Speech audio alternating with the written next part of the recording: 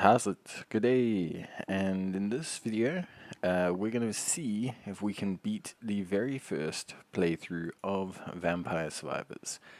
Now, I have played Vampire Survivors before, so I do have a bit of experience with the game. But yeah, we're basically going to see if we can beat this game, or at least beat the first round of Vampire Survivors with relative ease.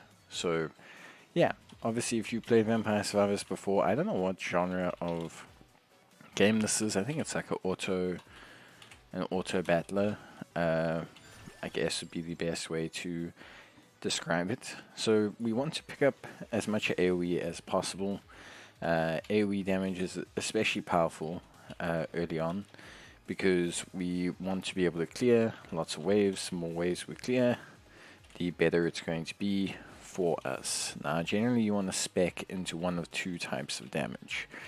You want to either go for full single target, or you want to go for full kind of AoE. So we're going to go for AoE. We're going to get the Santa Waters going. We're going to grab spinach when we see it. We are going to grab books when we see it. And we are just in general going to be grabbing ourselves some good old AoE. And the main reason being is that's going to allow us to clear out waves, and then obviously you can grab some single target later.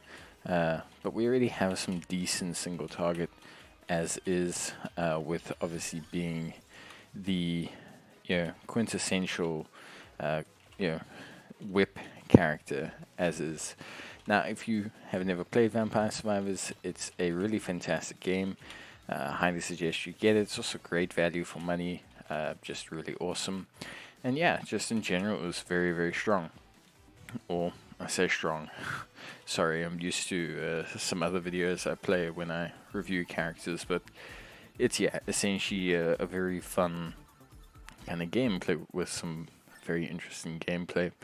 You can combine the weapons. You can build some very interesting kind of mega death builds. And just in general have a lot of fun with the game. Here we're going to grab ourselves some spinach. We also will start to slowly, as you can see, we're really ramping up the damage. Santa Water is a very powerful kind of ability because of the fact that it sporadically appears. It can take out enemies a lot further away from us, which does help in creating gaps in the enemy and in them. In their, like, I guess, patterns. So it just enables us to really kind of like get some spaces and gaps with which we can obviously work ourselves through. It's very, very pivotal for that reason. So definitely Santa Water is a big help. We'll grab whip just so we have the extra projectile. Level 2 whips are very strong early on upgrade. And yeah, basically we can use these Santa Waters to kind of like push ourselves through gaps, which is very, very important. Spacing is obviously super crucial in this game. As you can see, the mobs kind of have like an attack radius, so to say. And it is important that later on we get some single targets, just to obviously have some kind of method of creating a focal point for us to walk through, so that we can obviously create a gap for us to essentially kind of push through and just create gaps for us to weave our way through the crowd. So we'll grab some more Santa Water. This will make it last longer. As you can see, it's really starting to do some good damage. Really starting to also spawn a lot faster. And you can see that that's kind of like our main damage right now. This early on in the game, you do not have any combinations unlocked. So you are relying entirely on the ability to essentially, like, how can I say, do damage through your items. You don't have any other damage methods, so damage through items is very crucial. Ramping up those items and getting some good early high level items so that you can start to slowly work on the other ones is very, very crucial towards basically your overall performance. We'll grab the King Bibles, but we will want to get axes. Axes are a great high damage ability, especially when they get higher levels, and you can start to spawn them a lot more. Basically, they are an incredibly good source of damage, and they're going to be very crucial towards taking out bosses. So definitely very, very important there. Now we've got the Santa Ward. As you can see, Santa Ward is really starting to kind of pile up and do its thing, which is very, very crucial. We'll grab one more Santa Water. We really just want to focus on creating those gaps, creating that space for us to kind of just move through and be, okay with, essentially.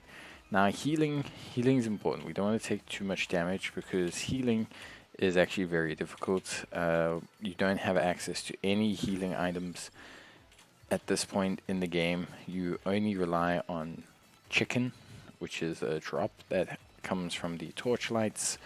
So it's very, very important that you manage your basically like health, and that you maintain a relatively high level of health.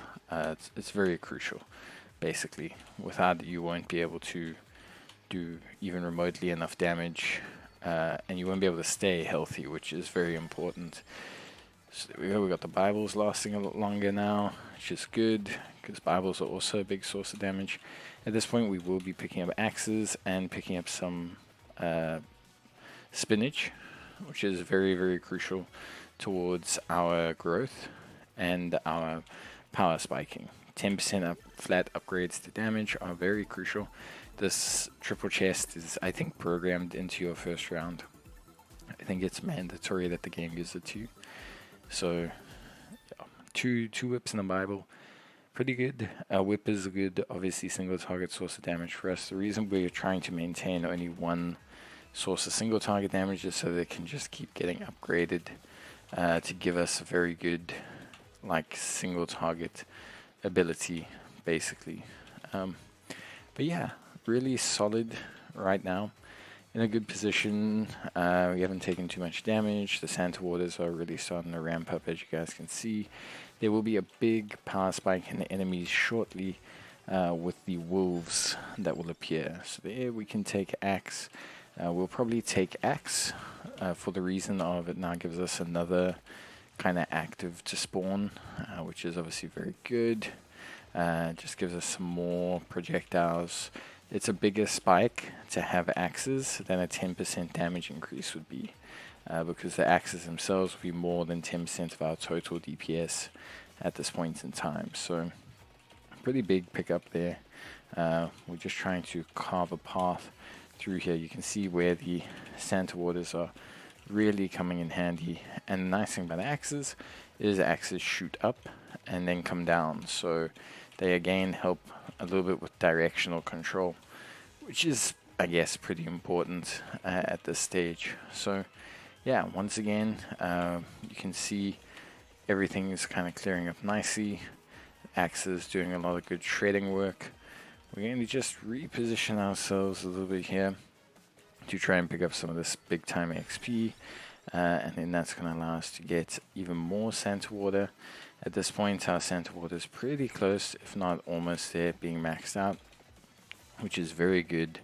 Santa Water, like I said, a very good ability that just, as you can see, is tearing through kind of big groups of enemies on the side here.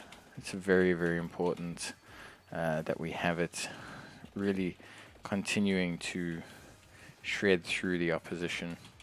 We'll grab that chicken, and now we're still good to go. And the Santa Water will just continue to clear up the enemy if we just maintain ourselves within kind of like this little, you'll see this kind of, I guess I'd call it semicircle. So we'll take axes still at this point. That extra projectile is really, really good. And it's going to allow us to, when it spawns, to do some good damage upwards. It's also going to be a very good source of damage against these big mobs here. You'll see these rare elite characters or mobs with the little blue kind of outline. It really helps us really with doing damage to them. which is pretty important. So yeah, and there we go. There's another Santa Water upgrade. Fantastic. So now we are base areas up, which is very big King Bible. So that's nice, 2 big upgrades there, which is very awesome. And yeah, now we're cooking. We're gonna pick up some good XP at this point as well. A little bit too tight a gap there. Shouldn't have done that.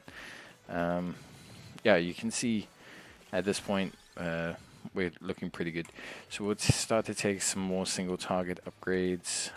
Really just get our whip up to give us some more single target presence. Our whip is currently one of our few directional abilities, being it's one of our few ways to cut a direct path through the mobs, which you will need depending obviously on your build, your character.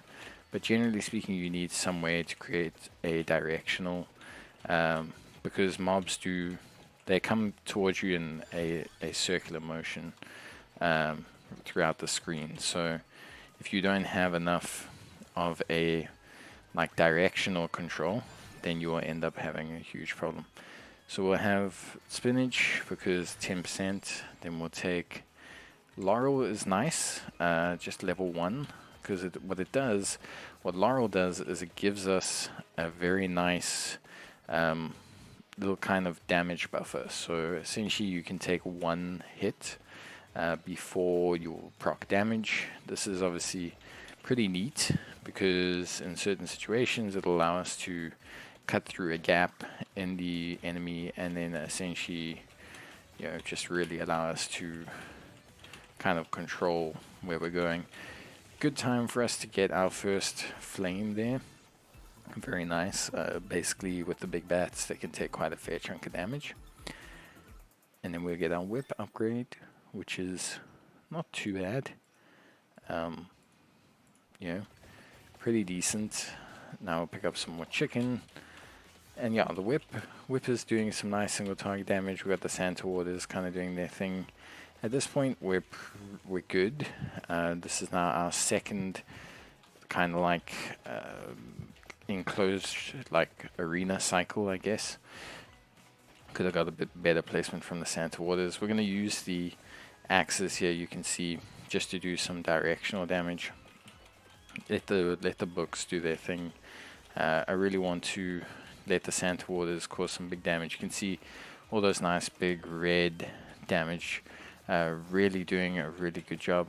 That's where the laurel will come in handy, as you can see, just allowing us to run through the flowers there, heal up nicely. And yeah, and there we go. Now we're out of the circle. We're going to mop up with some damage here, trying to get another level. We do need some more damage. Damage is always crucial. You're not going to get very far without damage. It's just one of those things. Probably didn't need this at this point, but it's fine. I think this chest as well is also programmed, because you don't really get a 5-star chest so easily after a 3-star chest. 3 axes, very big, and a Bible, also very big. So now we have a lot of AoE. I think we're pretty much done on our AoE. So what we're going to do now is we are good with Laurel. We have 1 more weapon slot. So we need to decide at this point what we're going to pick up. At this point, it's a little bit difficult to say exactly what we need because we are quite solid overall. I personally like Magic Wand because Magic Wand has a little bit of a knockback. Actually, that's quite useful. So I do like Magic Wand. It gives us a little bit of a knockback. It just depends on what you're comfortable with. Knives are also very nice because they have a lot more knockback, but knives they require directional control, and we're not there for the directional control just yet. Here we go. The skeletons are quite easy kills, so picking up some really good XP here. Should be able to squeeze out another level. You can see at this point we have some really nice damage. We're going to keep going for damage because after this we will get werewolves, and they are quite beefy, pretty beefy like creations, the werewolves. So it is important that we do have enough damage to contend with them. We're going to pick this up. So there we go, perfect timing with that. Just going to allow us to secure another level, which is great. We'll take the spinach because it will give us a flat buff for all of our items. At this point, we're basically good to go. We're just picking up some more finishing touches. Hopefully able to... The next couple levels will be important, especially on Laurel. So the next couple items, Laurel is a big one because its reset cooldown and just its general strength are very tied heavily to levels. And being able to grab those levels are going to be very important towards giving, like you see these extra charges are going to be very big. And then we'll grab armor finally as our last one. But we're going to get a couple upgrades in Laurel because of the fact that it's going to allow us to really get through some sticky situations when we don't have maybe the best proccing of our DPS. So at this point we're looking pretty good. Here we're going to start to upgrade Magic Wand because it is part of our single target repertoire, and we do want to get some more single target damage. It is important. It's not something we can just shirk. We do need it. It is quite crucial towards our ability to survive. We're going to need it for bosses and things like that. See, this is all where the Laurel really comes in handy.